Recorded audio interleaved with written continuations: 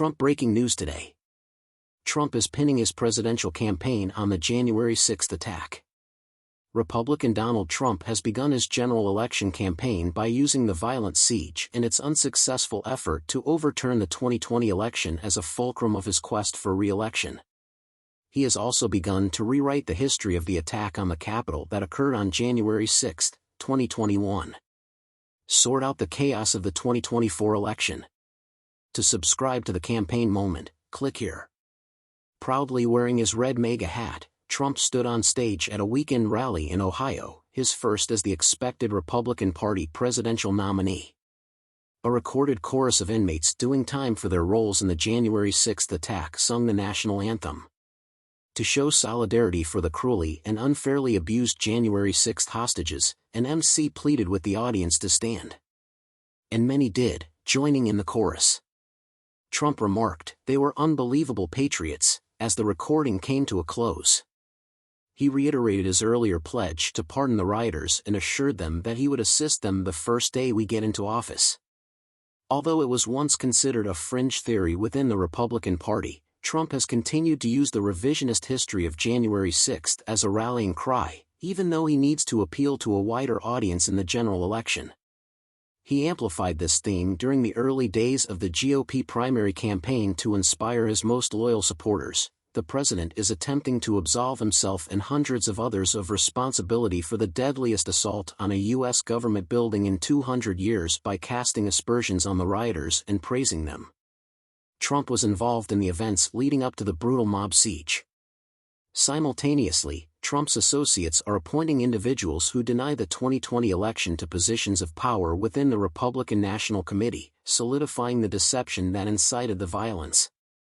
This bodes poorly for next year's vote certification by Congress, plus, they have company.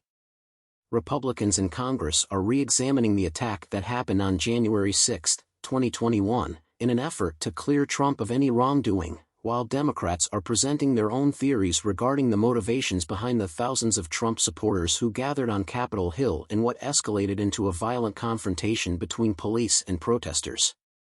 In the midst of the upheaval, 5 individuals lost their lives. All things considered, this is a classic example of what experts on authoritarian governments call consolidation, in which the entire state apparatus is being reshaped around a single individual, in this instance Trump. According to Yale philosophy professor Jason Stanley, the topic of how followers may have disregarded the promises of an autocratic leader arises time and time again throughout history. Pay attention to Trump, he cried out. He made the bold statement, the rule of law is dead and that authoritarian movement has won when a coup against the democratic regime goes unpunished. What occurs in the majority of the globe can also happen here, the author writes, but Americans have a hard time understanding it. On January 6, a federal grand jury indicted Trump on 4 counts, including conspiring to mislead Americans about his loss in the 2020 election and obstructing the formal congressional process to recognize Joe Biden's victory. It is uncertain when the case will proceed to trial while the Supreme Court reviews Trump's request for immunity from prosecution. As a result, the outcome of the case may not be known until after the election. Based on their findings, the First House Select Committee concluded on January 6 that Trump was involved in a multi-part plot to rig the 2020 presidential election and did nothing to prevent his followers from storming the Capitol and attacking law enforcement. Hundreds of the over 1,200 individuals convicted in connection with the unrest are members of the far-right groups Oath Keepers and Proud Boys. As a result of their involvement with the 2020 election, Trump's legal team, including Rudy Giuliani and John Eastman, are facing legal issues. In response to a question from the Associated Press, the Trump campaign cited the efforts of House investigators who are attempting to expose contradictions in the Select Committee's investigation and the credibility of its star witness, Cassidy Hutchinson, a former White House aide with extensive knowledge of the inner workings of the administration. The former president and targeting Americans for peacefully demonstrating on January 6 have received increased attention from the Justice Department and its prosecutions, according to Trump's National Press Secretary Caroline Leavitt.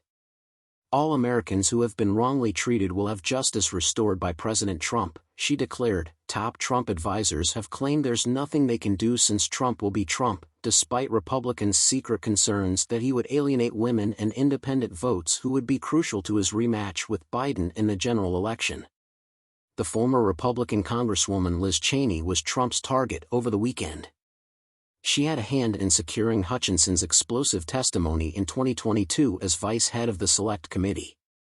The entire Select Committee, including her, ought to go to jail. The president made a social media post. In response, Cheney wrote, "Hi Donald, you know these are lies." In 2024, she will devote herself entirely to debunking myths about January 6th. You need to question whose side you're on if your response to Trump's assault on our democracy is to lie and cover up what he did, attack the brave men and women who came forward with the truth, and protect the criminals who physically invaded the Capitol, she said in one post.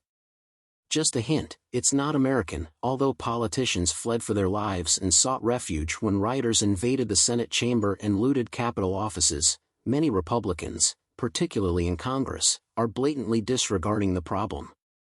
Mitch McConnell, the Republican leader, and John Thune, the number 2 Republican in the Senate from South Dakota, were among the senators who harshly attacked Trump following the attack on January 6. However, they have since reluctantly embraced him. Senator Bill Cassidy of Louisiana, who helped bring charges of encouraging the rebellion against Trump in his second impeachment, is among those who have yet to embrace the president. This occurred on January 6. However, those who refuse to compromise are few. When asked about his voting intentions, Cassidy only stated, "I plan to vote for a Republican for the presidency of the United States," during an appearance on Meet the Press on NBC.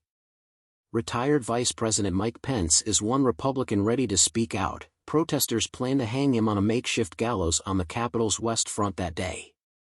On January 6, I was present. Pence stated on CBS's Face the Nation that he is certain that some individuals were swept up in the excitement of the moment. However, what I found unfortunate that day was the assaults on police officers, which led to an environment that lost lives, Pence stated. And I will always leave it at that.